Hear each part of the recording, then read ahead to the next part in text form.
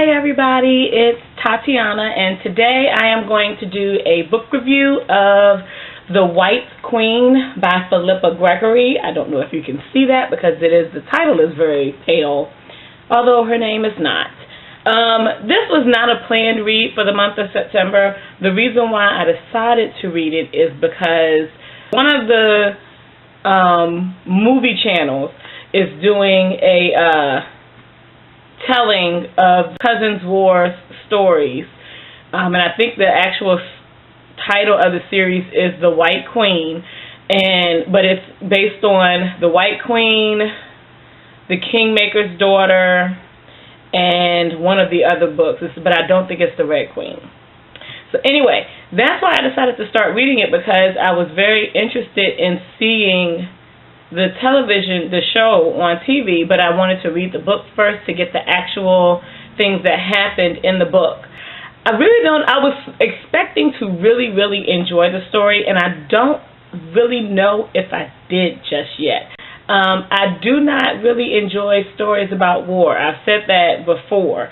And what is seen with this series, and I guess, it's based on the Wars of the Roses. So, dummy, I should have known that it was going to be a lot of war in the story, right? Didn't think about that. I liked the story. I kind of liked the way it was told. I have a better understanding now of the Tudor line and the Lancastrian line, which I never really understood when we I don't even know if we actually studied the Wars of the Roses when I was in school, because number one, I didn't know that it was Wars of the Roses. I just thought it was War of the Roses. I did not know that there were a succession of wars that took place over a course of many years, until I started reading The White Queen, and then I compared the events in The White Queen to the actual historical facts that I looked up online, and I was like, oh, okay, well, war is plural, and all of these, people are related.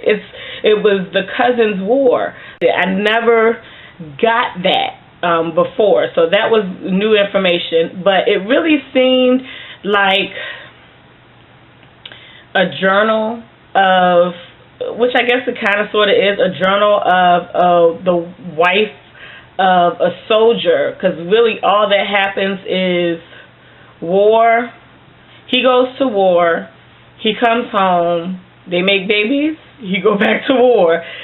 Shit happens, he go, and I don't want to spoil the book, but really it's a tumultuous time for any of the families who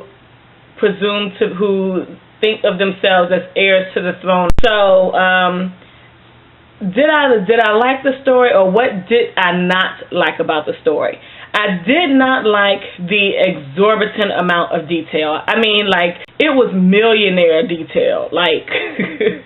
If you could have as much money as there was detail in the book, we would all be rich.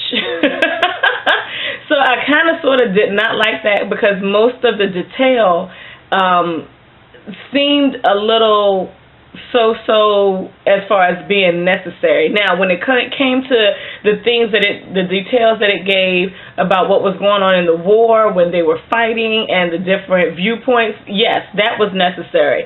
But a lot of the detail that is given from Elizabeth while he is out to war, and her concerns, her fears, I know that they are shared, hoping that it will give the reader more of a connection to the character, but to me, it just seemed very overdone. There were a couple parts in the story where it was difficult for me to get automatically, and again, it may be me, but it was difficult for me to automatically realize that the point of view had changed, because it would go from where Elizabeth was thinking about what could have happened to the actual occurring that she's thinking about from the viewpoint of the person who is dealing or who is facing the situation head on. Okay, for an example, it would go from me thinking and sitting in my bedroom about what my dog Buffy was doing while I was at home, and it would just flow right into Buffy, me thinking, well, maybe she drank some water out of her bowl, and then she went and she sat on the chair, and then it would just switch.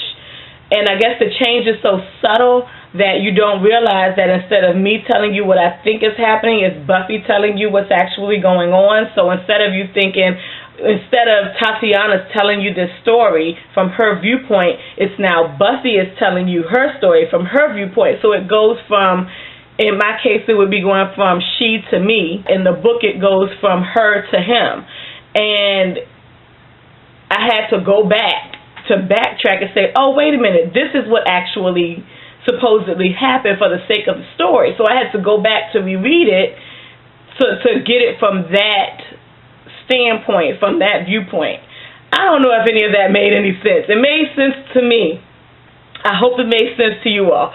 So yeah, I did not dislike the story. I bought the Red Queen, but I did not know that the Red Queen was a sequel to the White Queen. So I am going to read the Red Queen, but yeah, I was not that impressed with the White Queen.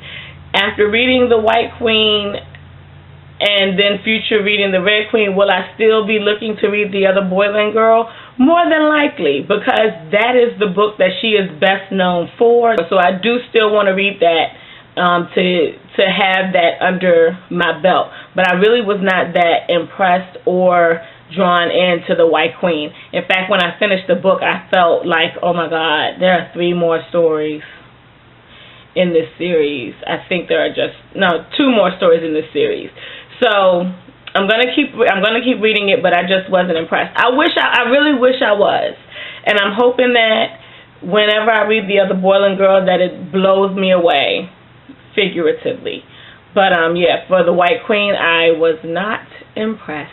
Sorry. If you read the White Queen and you have a different take, or even if you share the same thoughts that I had, leave them in the comments below so that we can get a little discussion going. I'm very interested to see how those of you who have read Philippa Gregory before and are a fan of her work feel about my take on it. And if you have read one work of hers, and if this didn't hold up to it, whatever you think, leave it in the comment section below. And I hope you all have a good weekend, whenever you see this video. Peace out.